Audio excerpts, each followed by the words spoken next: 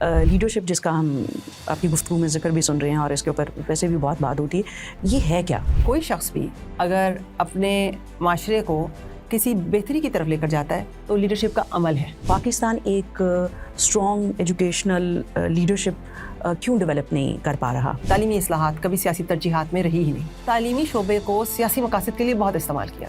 تو کہاں سے شروع کر سکتے ہیں؟ میں یہ نہیں کہہ رہی کہ اس ایک چیز سے سب کچھ ہو جائے گا، پر پہلی چیز یہ ہے کہ جو اب ہونا شروع ہوا ہے کہ آپ سیاسی جماعت سے پوچھیں کہ آپ کا تعلیم پہ مینیفیسٹو کیا ہے۔ سنگل کریکولم کے اندر آپ کی کیا کنٹریبیوشنز رہیں؟ میری کنٹریبیوشن صرف یہ تھی کہ میں نے ایک میز پرووائڈ کی۔ اڈیپٹیو لرننگ جو ہے اس میں کس طرح آپ کو اپنی چیزوں کو اور بہتر طریقے سے ہماری سوسائٹی کے اندر فٹ ان کرنے کے لیے سپورٹ کی؟ پاکستان میں تو نا لیڈرشپ کا کانسیپٹ ہوتا ہے کہ مجھے نا میرے سب ساری ڈپینڈنسی مجھ پہ ہو تاکہ مجھے نکالیں تو ان کی ادارہ بیٹھ جائے۔ ٹرو لیڈرشپ اس کہ میں رہوں یا کوئی اور رہے، پروجیکٹ اس کی اپنی منزل کی طرف چلتا جائے، ڈرائیور کوئی بھی ہو۔ دنیا کی ایک بہترین یونیورسٹی سے آپ نے اپنی پی ایچ ڈی کی، کس چیز نے آپ کو موٹیویٹ کیا کہ آپ پاکستان واپس جائیں؟ ملک ہمارا یہ ہے، اس ملک نے ہمیں بہت دیا ہے، اس ملک میں ہم نے پڑھا ہے، جیسا بھی پڑھا ہے اس ملک نے ہمیں سر پہ چھت دیا۔ آپ کو ایجوکیشن اور لیڈرشپ میں اپنا کریئر پرسو کرنے کے لیے کس چیز نے انسپائر کیا؟ جو بھی کرنا ہے زندگی میں تو کسی دوسروں کے لیے کچھ کرنا ہے، لیکن تعلیم کا شعبہ مجھے ایسے لگتا تھا کہ یہ شاید ایک انسان کو بیمار ہونے سے پہلے ہی بچا سکتا ہے۔ ہم ایک انسان کو انسان کے درجے سے اٹھا کے کائنڈ آف فرشتہ بنا دیتے ہیں جس نے ہمیشہ سب اچھا ہی کرنا ہے۔ ایجوکیشن کا بہت بہت اہم رول ہے کہ آپ چھوٹی عمر سے بچوں کو سیکھنے کا عمل، ایک تو سیکھنا ہے نا، اور ان کو سکھائیں کہ سیکھتے کیسے ہیں۔ آپ نے ایک بڑی زبردست بات کی ہے جو بولنے میں بڑی سادہ تھی لیکن اس کی گہرائی بہت زیادہ ہے۔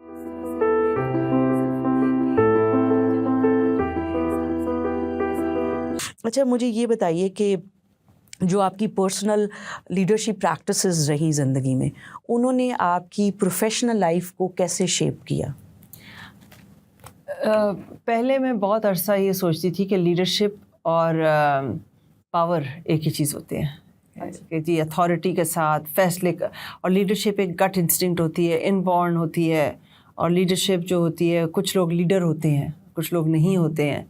میں اس خیال سے کافی زیادہ، میں اسی طرح اسکول کالج میں تھی اور بڑی سکسیزفل بھی تھی۔ ہم بھی یہی سنتے ہیں کہ یہ جو آپ نے بتایا ایسا ہی ہوتا ہے۔ جی بالکل۔ پھر میں نے ہارورڈ میں ایک کورس تھا لیڈرشپ کے بارے، اڈیپٹیو لیڈرشپ پہ، وہ میں نے کورس لیا۔ اس کے بعد پھر میں نے وہ دا پروفیسر کے ساتھ پڑھایا بھی 2-3 دفعہ، اور ابھی میں لمز میں بھی وہی کورس پڑھاتی ہوں اور میں اپنی کنسلٹنسی میں بھی اسی کورس کی ٹریننگس دیتی ہوں۔ اس سے میں نے سیکھا کہ لیڈرشپ کا عمل جو ہے وہ ایک اجتماعی عمل ہے، اس میں وہ ایک اس طرح سے انفرادی سطح پہ کرنے والی چیز نہیں ہے کہ جو ایک انسان جو ایک بورن لیڈر ہے وہ ہر وقت جا کے ہر فیصلہ جو ہے وہ پاور ہو سکتی ہے، وہ اتھارٹی ہو سکتی ہے، لیکن وہ لیڈرشپ نیسیسریلی نہیں ہے۔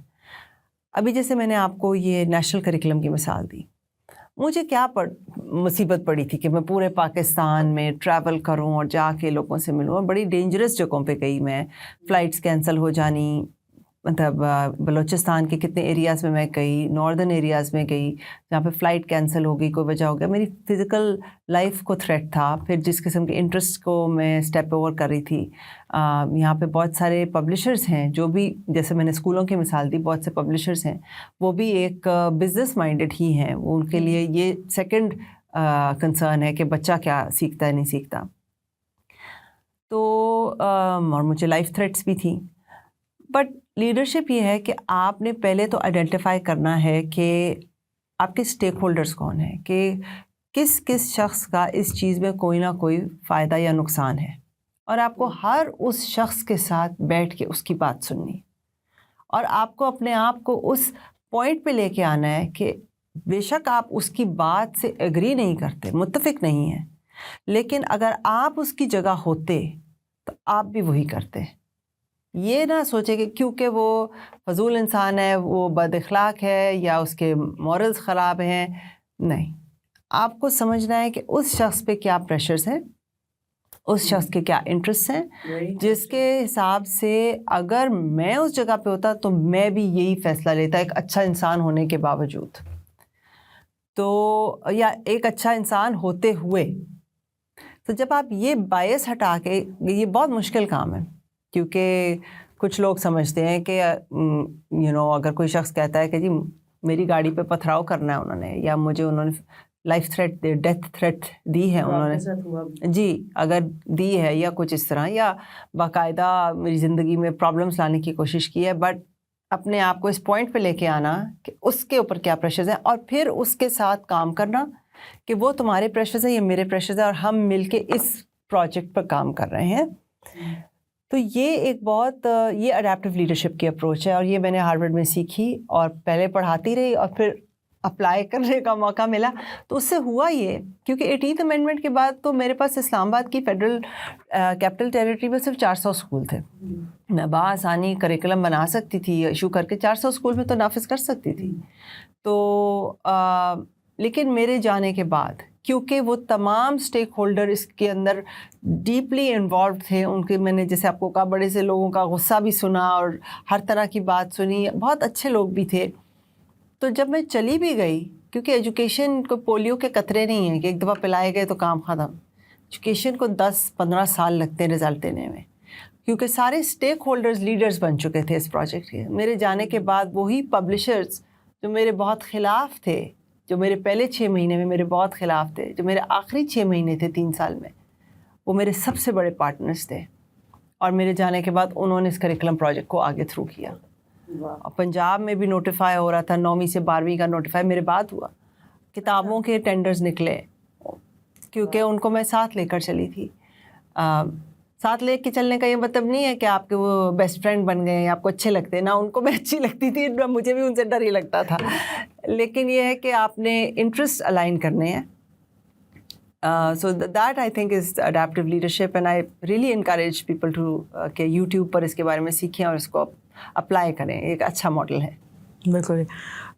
اس کے اوپر ہم ایک چیز ویسے آپ سے بعد میں پوچھیں گے. ابھی یہ بتائیے کہ لیڈرشپ جس کا ہم آپ کی گفتگو میں ذکر بھی سن رہے ہیں اور اس کے اوپر ویسے بھی بہت بات ہوتی ہے، یہ ہے کیا؟ اور خاص کر ایجوکیشن کے کانٹیکسٹ میں اگر ہم دیکھیں تو تب لیڈرشپ کو آپ کیسے ڈیفائن کرتی ہیں؟ میرے حساب سے لیڈرشپ اسم نہیں ہے، فعل ہے. ہم سمجھتے ہیں کہ ایک شخص لیڈر ہے یا اس میں لیڈرشپ ہے.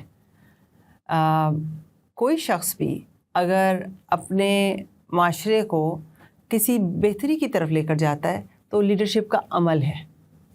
اور ایک بچہ ہے وہ اسکول میں اپنے کلاس فیلوز کو اکٹھا کر کے پرنسپل کو کہتا ہے کہ جی ہماری ٹائمنگ جو ہے اس وقت سے اس وقت کی بجائے اس وقت سے اس وقت بہتر ہے کیونکہ گرمی ہے یا جو بھی ہے، یا ہم نے کوئی اسپورٹس ایکٹیویٹی کرنی ہے کچھ، اور اس سے اس کے گروپ کی بہتری ہوتی ہے لیکن لرننگ میں کمی نہیں آتی. تو وہ بچہ بھی لیڈر ہے.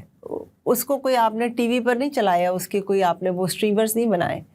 تو میں لیڈرشپ کو کوئی بڑے ہائی پیڈسٹل پہ نہیں رکھتی کہ جب تک آپ نے زندگی میں یہ نہیں اچیو کر لیا یا پی ایچ ڈی نہیں کر لی یا وہ نہیں کر لی یا آپ وزیر اعظم بن جائیں تو پھر آپ leader. I don't think like that.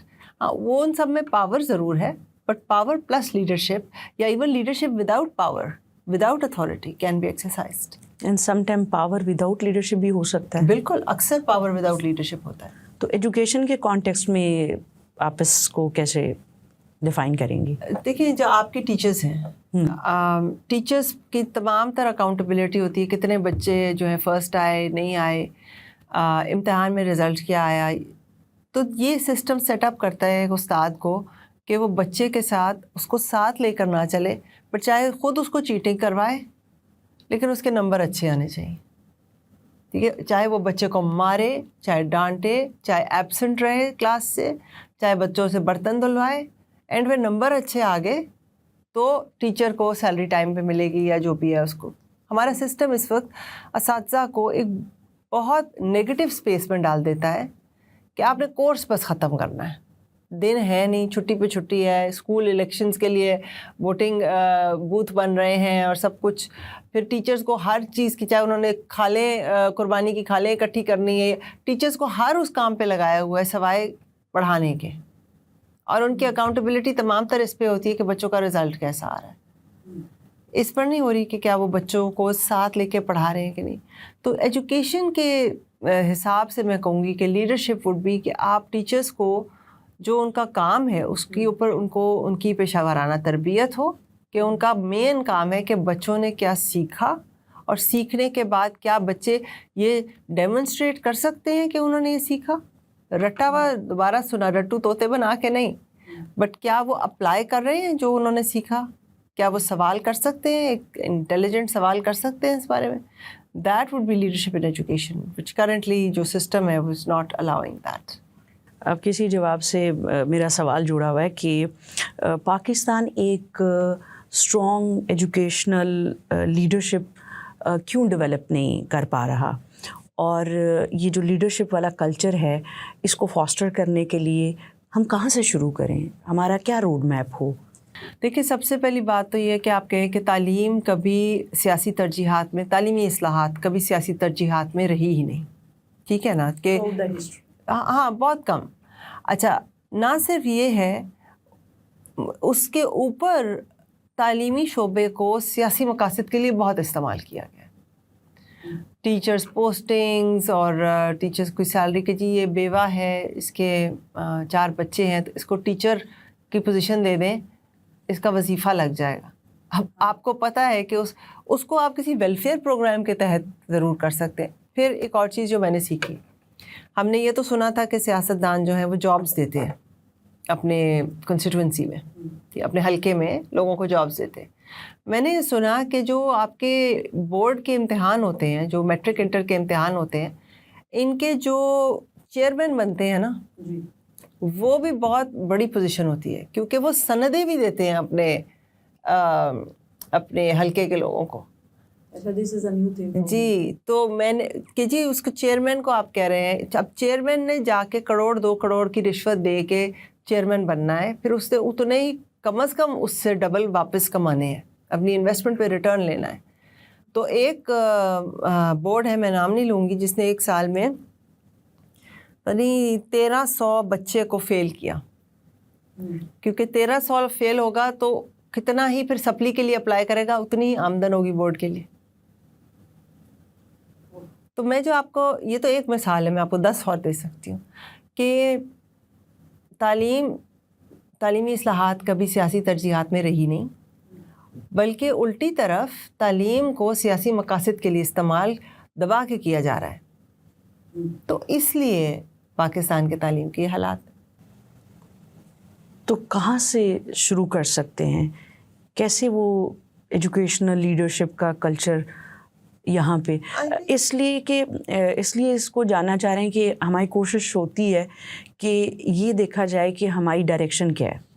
اگر ڈائریکشن ٹھیک ہو تو بھلے دیر سے صحیح آپ پہنچ جاتے ہیں, لیکن اگر آپ کی ڈائریکشن ہی غلط ہے تو آپ کی سپیڈ جو بھی ہے یا آپ کے کنسرنز جتنے بھی ہیں تو آپ تو غلط جگہ پہ ہی پہنچیں گے. یہ سوال پوچھنے کا صرف یہ مقصد ہے کہ آپ کیا سمجھتی ہیں, آپ کیسے دیکھتی ہیں کہ کہاں سے شروع کریں اور ہمارا رخ صحیح ہو؟ میرا خیال ہے یہ سٹارٹ, اگر میں یہ نہیں کہہ رہی کہ اس ایک چیز سے سب کچھ ہو جائے گا, بٹ پہلی چیز یہ ہے کہ جو اب ہونا شروع ہوا ہے کہ آپ سیاسی جماعت سے پوچھیں کہ آپ کا تعلیم پہ مینیفیسٹو کیا ہے. چلے انہوں نے ہر ایک نے اپنا مینیفیسٹو بنا کے دے دیا, اب آپ دیکھیں کہ آپ نے تعلیم کے لیے کیا کیا. آپ اپنا ووٹ اس بنا پر دیں, نہ کہ وہ جو ہم پہلے بات کر رہے تھے نا کہ جو آپ کو پسند ہو یا جو آپ کو لگے کہ یہ لیڈر ہے. آپ یہ دیکھیں کہ اس نے تعلیمی اصلاحات میں آپ کے حلقے میں, پورے ملک کا بنا دیکھیں کہ کیا اس سے تعلیم کے حساب سے جو فیصلے کیے ہیں وہ ہمیں بہتری کی طرف لے کر جائیں گے یا سسٹم کو اور کلیپس کر دیں گے. یہ بہت امپورٹنٹ ہے. اگر آپ ووٹ اس بیسس پر نہیں دیں گے, اپنے سیاستدانوں کو, اپنے جو آپ کے بیوروکریٹس ہیں ان کو اس پہ اکاؤنٹیبل نہیں کریں گے, تو یہ صرف ان کی ذمہ داری نہیں ہے, نہ یہ تمام تر پاکستانیوں کی ذمہ داری ہے. اور اگر وہ ذمہ داری نہیں لیں گے تو نقصان بھی پھر وہی اٹھائیں گے. بالکل. ڈاکٹر مریم, یہ بتائیے, آپ ایسوسیٹ ڈین تھیں اسکول آف ایجوکیشن پاکستان کے one of the best university میں, تو کس چیز نے موٹیویٹ کیا کہ آپ نے اس کو پیچھے کیا اور پبلک سیکٹر میں آ کے کام کرنا شروع کیا؟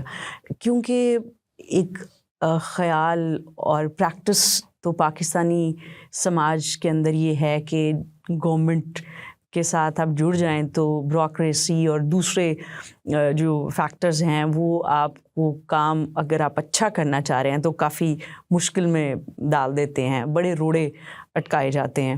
تو آپ نے وہ ایک کمفرٹیبل جاب تھی کیونکہ پرائیویٹ سیکٹر میں تھی اور آپ کی پوسٹ اچھی تھی اور آپ کا فیوریٹ سبجیکٹ ایجوکیشن بھی تھا, تو آپ نے اس کو پیچھے کر کے تو پبلک سیکٹر کے جو مسائل ہیں اور جو اس کے اندر فیئر کام اور آنیسٹ کام کرنے کی خواریاں ہیں اس کو ایکسیپٹ کرنا بہتر سمجھا؟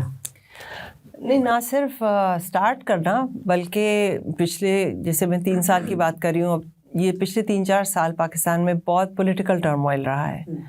تو میں ایک گورنمنٹ میں آئی تھی اور وہ 5-6 مہینے بعد وہ گورنمنٹ چینج ہو گئی تھی, اور ماحول اس وقت یہ تھا کہ بالکل کہ یا آپ اس سائڈ پہ ہیں یا آپ اس سائڈ پہ ہیں.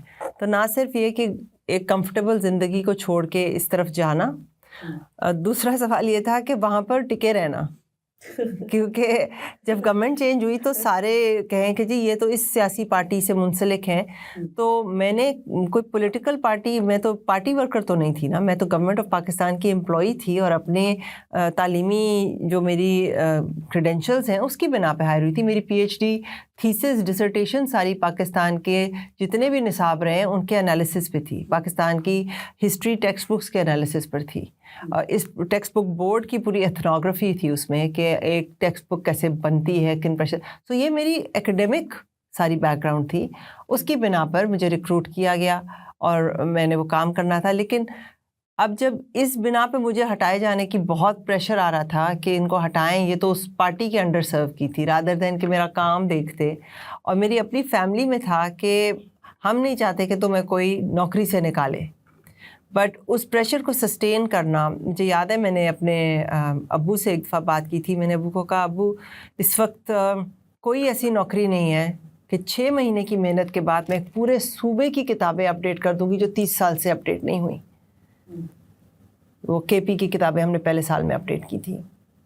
تو ہی سیڈ یس, اور میں اسی وجہ سے انہوں نے مجھے بچپن سے کہا تھا آپ نے واپس آنا ہے اور وہی کام کرا. آسان تو نہیں ہے, لیکن آسان آپ یوں سمجھے مشکل ہے, لیکن سمجھنا مشکل نہیں ہے کہ کیوں کرنا مشکل ہے, لیکن یہ سمجھنا مشکل کہ کیوں کرنا چاہیے نہیں. تو اب وہاں پر رہنا, اور پھر جیسے پہلے اس پروجیکٹ کا نام سنگل نیشنل کریکولم تھا, وہ ایک خاص پولیٹیکل پارٹی کا سلوگن رہا تھا. میرا مقصد تو بچہ تھا نا. تو جب اگلے میرے منسٹر صاحب آئے تو ان کے ساتھ بات ہوئی اور میں نے نکالا کہ سنگل نیشنل کریکولم سے بھی کئی سال پہلے انہی کی پارٹی نے ایک منیمم سٹینڈرڈ فریم ورک دیا تھا. تو کیوں نہ ہم اس کو, پھر ہم نے اس کا نام چینج کیا, نیشنل کریکولم آف پاکستان کیا. اس میں جو پرابلمس تھی, جو فنڈامنٹل ایشوز تھے جس بنا پر سندھ الگ ہو گیا تھا, کہ وہ نصاب اور کتاب میں فرق ہی نہیں کر رہے تھے. کہ سنگل کریکولم کا مطلب ہے سنگل معیارات, سب کے یکساں معیارات ہیں, اور وہ کہہ رہے ہیں یکساں کتاب, کہ ہر بچہ ایک ہی کتاب سے پڑھے گا. تو وہ تو نارتھ کوریا میں ہوتا ہے نا, ہر بچہ ایک کتاب سے پڑھے گا. وہ کیونکہ ان کی جو اس وقت لوگ ڈیل کر رہے تھے ان کی ایجوکیشن کی انڈرسٹینڈنگ اتنی نہیں تھی. تو جب ہم نے وہ کریکشنز کی, اس کا نام بھی ہم نے بدلا, تو پھر میرے 4 ڈفرینٹ منسٹرز رہے تھے. میں کیئر ٹیکر سیٹ اپ میں بھی تھی, اور پھر میرے جانے سے پہلے اگلی گورنمنٹ بھی آ گئی تھی. تو یہ بہت مشکل تھا, لیکن کسی دن بھی یہ مطلب شک نہیں ہوا, خیال نہیں آیا کہ یہ کرنا نہیں چاہیے. میں اپنا کام ختم کر کے نکلی. انفیکٹ جب میں نے بنا لیا, 9ویں سے 12ویں بھی ہو گیا, سب کا کنسنسس ہو گیا, متفق سب کے سگنیچر ہو گئے, تو مجھے پتہ لگا کہ جی آپ نے فزکس کیمسٹری بایو کے بنا دیے ہیں, لیکن جو آرٹس ہیں اور جو ٹیکنیکل ایجوکیشن ہے, ووکیشنل ایجوکیشن ہے, یہ والا نصاب تو 1995 کا چلتا آ رہا تھا, وہ والا نصاب اس سے بھی پرانا ہے. جی, اور وہ ابھی انہوں نے اپڈیٹ کیا ہے ڈونر سے پیسے شیسے لے کے یا کچھ. تو اس میں نے دیکھا ہاسپٹیلٹی اور ٹورزم کا جو نصاب تھا اس میں پہلی لرننگ آؤٹ کم پاکستان میں پہلا ہوٹل 1965 میں بنا. تو مجھے تو اپنے وقت یاد آ گئے. تو اس وقت میرے پاس فنڈنگ بھی نہیں تھی, سب کچھ مطلب کافی پرابلمس تھیں, اور but I engage with universities. اور پھر میں نے اس کا سارے سبجیکٹس کا, الیکٹیوس, آرٹس اور سب کا, اور ٹیکنیکل ایجوکیشن کا بھی نصاب اپڈیٹ کر کے پھر ہی میں نکلی وہاں سے. زبردست. ڈاکٹر مریم یہ بتائیے کہ سنگل کریکولم کے اندر آپ کی کیا کنٹریبیوشنز رہیں, اور آپ نے ان کنٹریبیوشن سے کیا امپیکٹ کریٹ کیا؟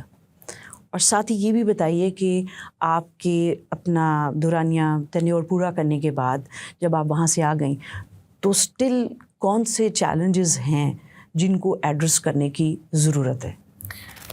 میری کنٹریبیوشن صرف یہ تھی کہ میں نے ایک میز پرووائڈ کی.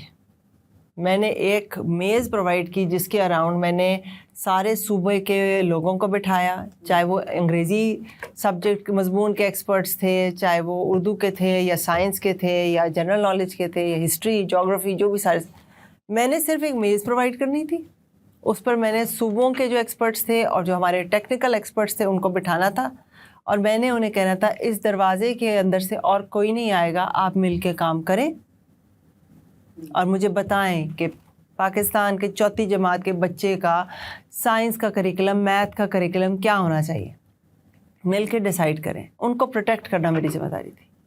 اور انہوں نے جو ڈاکیومنٹ بنا کر دیا اس میں ایک چیز بھی اونچ نیچ کیے بغیر اس کو گورنمنٹ سے تھرو کروانا میری ذمہ داری تھی. تو میری کنٹریبیوشن صرف یہ تھی کہ میں نے لوگوں کو اکٹھا کیا اور ان کو پروٹیکشن دی کہ آپ کوالٹی کا کام بنائیں, اس کو میں تھرو.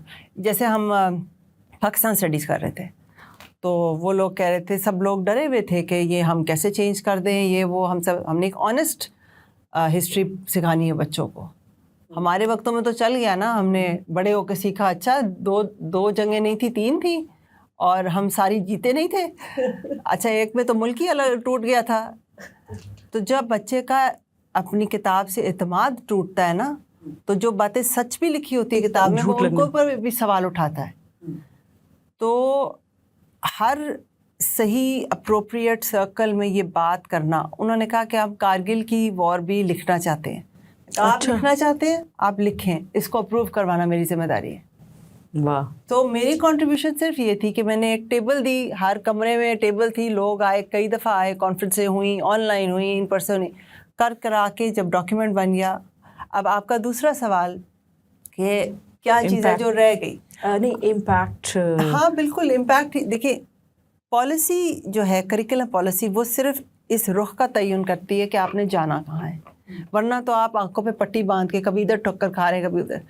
پالیسی آپ کی آنکھوں سے پٹی اتار دیتی ہے, آپ کو منزل دکھا دیتی ہے, لیکن اس کا یہ مطلب نہیں ہے کہ اگر آپ نے گوگل میپس پہ نکال لیا کہ 15 منٹ لگیں گے یا 3 گھنٹے لگیں گے تو آپ پہنچ گئے ہیں. ابھی آپ نے وہ سفر کرنا ہے. تو جو امپیکٹ ہے اس کا, ہاں یہ ضرور ہے کہ اب اس ڈاکیومنٹ کی بہت اونرشپ ہے, اس کی ماڈل ٹیکسٹ بکس بن گئی ہیں, فری آف کاسٹ صوبوں کے پاس اس کی سافٹ کاپیز ہیں, کوئی ایشو نہیں ہے. لیکن جب تک گورنمنٹ اساتذہ کی ٹریننگ پر نہیں خرچ کرتی, جب تک گورنمنٹ امتحانی نظام میں اصلاحات نہیں لے کے آتی, جو بورڈز کے چیئرمین ہیں وہ اس بیسس پہ نہیں لگاتی کہ جو امتحان ہوگا وہ فیئرلی چیک ہوگا, تب تک امپیکٹ نہیں آئے گا. ہاں اس اسٹیپ کے بغیر تو امپیکٹ بالکل ہی نہیں آئے گا, لیکن اس اسٹیپ کے بعد آپ کو جب نظر آ رہا ہے کہ آپ کی منزل یہاں ہے اور پہنچنے کے لیے کوئی مسٹری نہیں ہے کہ پتہ نہیں کوئی جادو کی چھڑی سے ہوگا, بس کرنے کی بات ہے. تو یہ والا حصہ جی یہ ابھی رہتا ہے. اینڈ آئی ہوپ کہ وقت کے ساتھ we get some people who are committed to this. تو مین چیلنج ابھی وہاں کیا ہے آپ کے آنے کے بعد؟ میں نے اپنا پروجیکٹ تو کمپلیٹ کر لیا تھا, بلکہ میں اپنے ٹرم جو میرا کانٹریکٹ تھا ابھی 2 مہینے اور تھا, تو مجھے میں نے اپنا ریزگنیشن بھیجا کیونکہ پروجیکٹ کمپلیٹڈ تھا. تو انہوں نے کہا میڈم گورنمنٹ کی پوزیشن کون چھوڑتا ہے, تو ابھی آپ کا ٹائم ہے, ہم آپ کو کوئی اور پروجیکٹ دے دیتے ہیں. بٹ میں نے انہیں کہا نہیں, میں یہاں پہ نیشنل کریکولم کاؤنسل کی ہیڈ بننے نہیں آئی تھی, میں نیشنل کریکولم بنانے آئی تھی.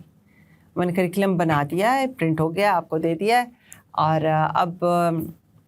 اب اس کی امپلیمنٹیشن ہے وہ ایک الگ پروجیکٹ ہے. تو وہاں پر اب اس کا جو رہتا ہے وہ یہ اس کی امپلیمنٹیشن, پراپر ٹائملی انٹرونشن اس کی رہتی ہے, امپلیمنٹیشن رہتی ہے. بالکل ٹھیک.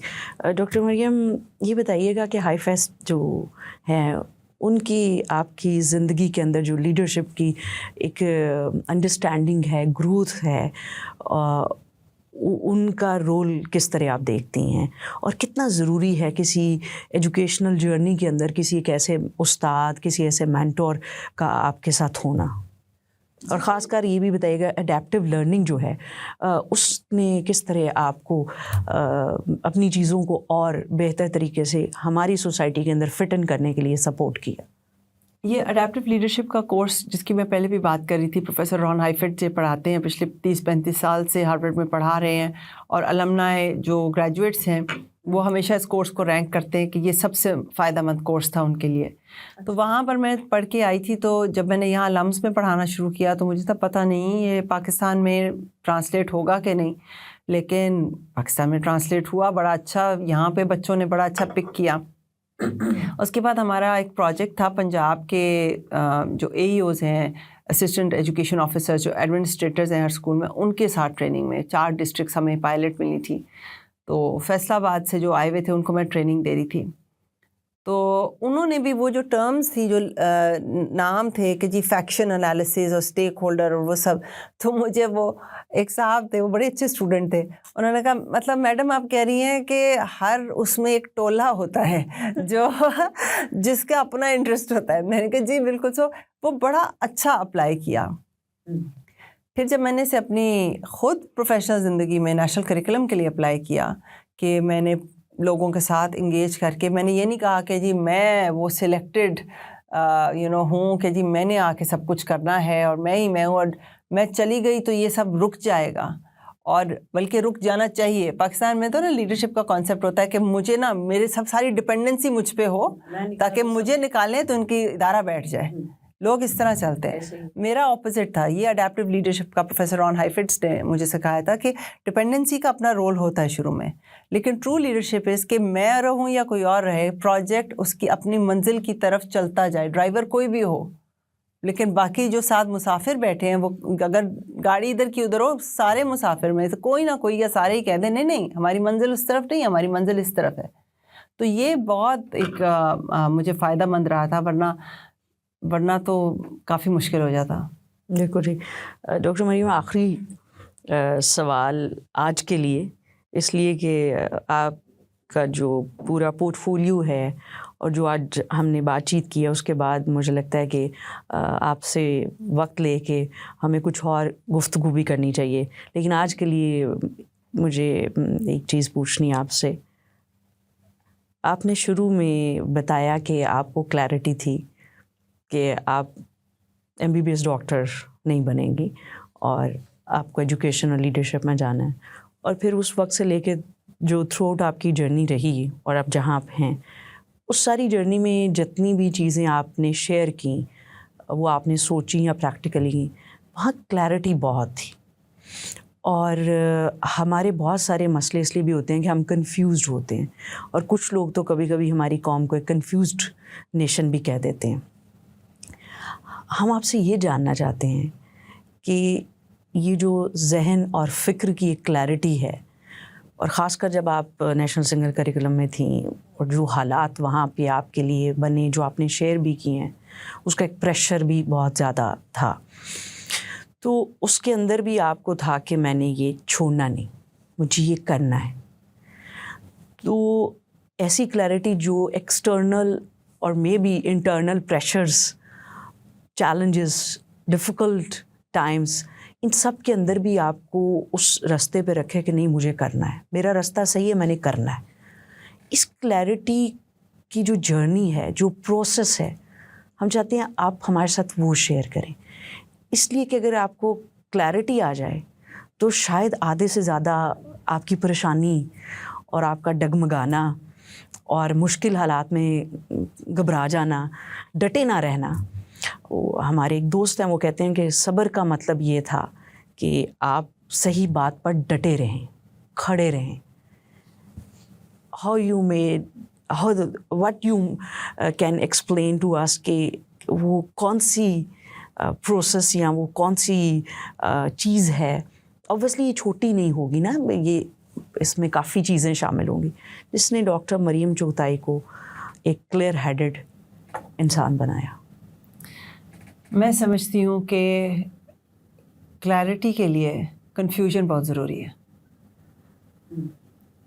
اگر آپ پہلے دن سے بہت شور ہیں کہ جی جو میں نے سوچا ہوا ہے وہی سچ ہے اور میں نے اسی پر ڈٹے رہنا ہے، تو کلیئرٹی نہیں ہے، وہ ایک بلائنڈ لوئلٹی ہے. مذہب بھی ہمیں یہی سکھاتا ہے، موروثی مذہب کچھ نہیں ہے. مذہب وہ ہے جو آپ نے سب سوچ سمجھ کے دیکھ کے پھر اس کو بائی چوائس اپنایا ہے. تو ہمارا مسئلہ شاید الٹا ہے کہ ہم بہت کلیئر ہیں کہ جی میں یہ ہوں اور یہ بندہ جو ہے یہ نہیں ہے. ہم دوسرے کے بارے میں بڑے کلیئر ہیں, یہ بندہ اس ڈبے میں ہے, یہ لوگ اس طرح کے ہوتے ہیں. ہم بہت کلیئر ہیں کہ جی یہ ایسے ہی ہے, دنیا بس بلیک اینڈ وائٹ ہے. لیکن آپ کو ایک مینٹل کلیئرٹی, اپنی ویلیوز پہ کلیئرٹی کہ آپ نے سچ پہ کھڑے رہنا ہے, یا آپ نے پاکستان کے بچوں کی تعلیمی بہتری کے لیے کچھ کرنا ہے. یہ کلیئرٹی آپ کو آتی ہے جب آپ اپنے اس کیا کہنا چاہیے, اپنی اس آئیڈیالوجی کو, اپنی اس سارٹ آف پرائیورٹی کو ہر طرح کے ٹیسٹ سے گزارتے ہیں. جب آپ ٹیسٹ سے گزارتے ہیں, اور یا جیسے میں نے کہا کہ آپ ایسے لوگوں کے ساتھ بیٹھ کے سمجھنے کی کوشش کرتے ہیں کہ اگر میں ان کے ساتھ کام کروں تو میں ان سے اتفاق رائے تو نہیں ہے, لیکن ان کی کیا مجبوریاں ہیں, اس کے لیے کنفیوز ہونا بہت ضروری ہے. کیونکہ جب تک تو آپ بڑے اپنے مخالف کے بارے میں بڑے کلیئر ہیں کہ یہ شخص برا ہے اور یہ شخص اچھا ہے اور ہم اچھے ہیں اور یہ برے ہیں, تب تک کوئی پروگریس نہیں ہوگی. جب آپ سوچیں ہم بھی اچھے ہیں, وہ بھی اچھے ہیں, اپنے گھر میں وہ بھی بہت اچھے ہیں, ہمیں دیکھنا ہے کہ ہم نے مل کے کام کرنا ہے, تو وہ 40% اوور لیپ کہاں ہے جہاں پر ہم مل کے کام کر سکتے ہیں. وہ اپنے گھر میں اس طرح کے رہیں, ہم اپنے گھر میں اس طرح کے رہیں, لیکن کام ہم نے کرنا. تو وہ کلیئرٹی آپ کو تب آتی جب آپ اپنے آپ کو بار بار کنفیوژن میں ڈالتے ہیں, کہ ہم ڈرتے ہیں کہ اگر ہم کسی کے زیادہ قریب ہو گئے یا کچھ تو کہیں ہم ان جیسے نہ ہو جائیں. ہمیں ڈر لگتا ہے اس سے. لیکن اپنے میں کنوکشن رکھنا کہ مجھے پتہ ہے میں کون ہوں, میری ویلیوز کیا ہیں, میں سچ میں بلیو کرتی ہوں, میں لوگوں کی مدد کرنے میں بلیو کرتی ہوں. اگر میں کسی ایسے بندے کے ساتھ بیٹھوں گی جو صبح شام یہ کام کر رہا ہے کہ وہ ہر بندے کی ٹانگ کاٹے, لیکن میں نے سمجھنا ہے کہ وہ یوں کیوں کر رہا ہے, اس کے لیے آپ کو کنفیوز ہونے کی ضرورت ہے. کنفیوژن کہ شاید وہ دل سے اچھا بندہ ہو, بڑا مشکل کام ہے. کنفیوژن میں آپ اپنے آپ کو بار بار ڈالیں, اس سے واپس آئیں, آپ کو آپ کی کلیئرٹی خود ہی مل جاتی ہے اس سے. آئی فیل لائک کہ ہم جو ہے نا پہلے بلائنڈ لائلٹی کر لیتے ہیں کہ چاہے کچھ بھی ہو ایٹ لیسٹ میں یہ تو نہیں ہوں. وہ ایک ذہن میں وہ جو آ جاتا ہے کہ جی بس یہ میں ہوں اور میں یہ اس ڈبے سے باہر, دیٹ از ناٹ کلیئرٹی. وہ ایک بالکل آپ سمجھے کہ آنکھیں بند کر کے جیسے ہے کہ بس یہ ہے اور یہی ہے, اور وہ سسٹینیبل بھی نہیں ہے. اس کے اندر ایک اور چیز جس کی کلیئرٹی ہمیں چاہیے وہ یہ ہے کہ آپ کیا کوئی مثال دے سکتی ہیں جس سے یہ سننے والے کو, دیکھنے والے کو, مجھے معلوم ہو سکے کہ اس طرح اپنے آپ کو بار بار کنفیوژن میں ڈالا جائے, اور پھر یہ کیسے محسوس ہوتا ہے کہ اب جو میرے ذہن میں پکچر بن رہی ہے وہ ایک کلیئرٹی ہے.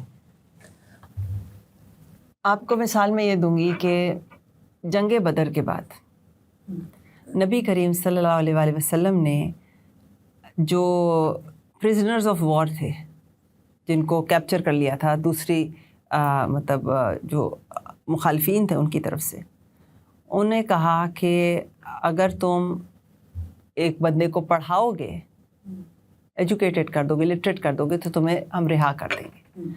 اب ایک نان مسلم نے مسلم کو کیا پڑھانا تھا, کوئی قرآن پاک تو نہیں پڑھانا تھا نا. اس وقت اس کو دنیاوی علوم دینے تھے. نبی کریم صلی اللہ علیہ وآلہ وسلم کے لیے وہ چیز اہمیت رکھتی تھی, اور وہ لوگ جو ابھی جنگ لڑ کے آئے تھے ان لوگوں سے, ان کے اندر یہ کلیئرٹی تھی کہ ہم مسلمان ہیں, ہم ایک نان مسلم جس کے ساتھ ابھی ہم نے جنگ لڑی ہے اور جس کو ہم نے قیدی بنا لیا ہے, اس کے پاس بھی کوئی چیز ہے جو ویلیوبل ہے اور جو میں اس سے سیکھ سکتا ہوں.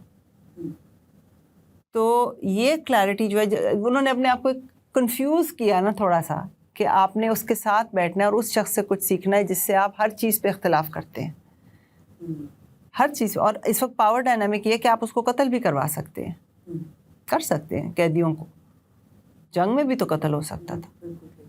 تو اس میں میری مثال یہی ہوگی کہ جب تک آپ ایسے بندے کے ساتھ اپنے آپ کو کنفیوز نہیں کرتے کہ یہ ڈیفینیٹلی برا انسان ہے، شاید برا انسان نہیں ہے، ذرا کنفیوز ہو. جب آپ کرتے ہیں تو اس سے آپ کو اپنی بھی کلیئرٹی زیادہ ملتی کہ اس کو سمجھنے میں آپ یہ بھی سمجھ جاتے ہیں کہ آپ کون ہیں. That would be my example. Doctor Maryam Chughtai, آپ کا بہت شکریہ کہ آپ نے آج کی گفتگو میں ہمیں کافی سارے ایسے موقع دیے جس میں ہم اپنی مایوسی یا نا امیدی سے نکل کے ایک روشن صبح اور ایک بہتر پاکستان کی طرف جانے کے لیے اچھا محسوس کر سکتے ہیں، اور اپنی جو جرنی ہے لیڈرشپ ایجوکیشن اس کے ذریعے کئی سارے ایسے اسپیکٹس بتائے جس سے ہمیں یہ محسوس ہوا کہ آپ جیسے لوگ، جیسے آپ ہیں اور لوگ ہیں، وہ کتنی تندہی اور لگن کے ساتھ ہمارے ایجوکیشن سیکٹر کو ریفارم کرنے اور بہتر پالیسیز کو امپلیمنٹ کرنے کے لیے پوری طرح سے انوالو ہیں، اور ہر طرح کی جو مشکلات ہیں اس کے اندر صبر کی تعریف کے مطابق ڈٹ کے کھڑے ہیں. ہماری آپ کے نئے انسٹیٹیوٹس کے لیے بہت ساری نیک تمنائیں ہیں کہ وہ پاکستان کے اندر ایک ایسی ہوا کا جھونکا بن کے آئیں جس سے یہاں تازگی اور خوشگوار ہوا چل سکے. تو thank you very much. Thank you جی، تھینک یو ویری مچ.